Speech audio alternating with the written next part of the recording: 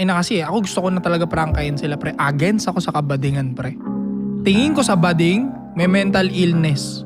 May sakit sa utak, may toyo yan. Totoo naman. Ha? At against ako sa prinsipyo nila, against ako sa kababuyan nila, hindi yan pinapaboran ng religion ko. Yeah. At wala akong pakialam kung ma-open yung community nila. I don't give a shit. Hindi ko trip ginagawa nyo, hindi ko trip ugali ninyo, hindi ko trip pinaglalaban ninyo.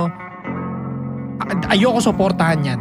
Pero kung ikaw tao ka, bading ka, harap ka sa akin, waiter ka, kakain ako dyan sa restaurant mo. Tao sa tao. Tao sa tao. We treat ourselves as human. Tao sa tao, yeah. Diba? Hindi naman porket ayoko sa prinsipyo mo, babastusin kita. Yeah, hindi tao naman sa tao. Hindi naman ganon. Kunyari bading ka pero tao sa tao ka dito, may delikadesa ka nakipag-initiate sa amin.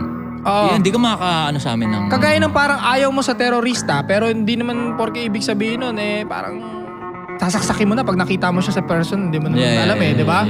Pero ayaw mo sa utak niya, ayaw mo sa pinaglalaban niya, di ba? So ganun ako.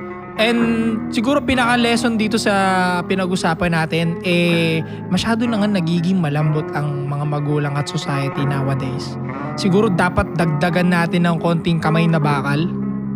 Sobra lang siguro yung 90s, I would say. Sobrang tigas din naman kasi talaga ng kamay na bakal. To the point na yung iba punta may trauma. 30 na may trauma pa rin. May mga ganun kasi sumobra talaga.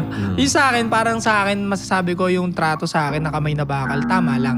Yung solusyon nga para sa akin sa nakikita ko kalambutan ngayon, kamay na bakal.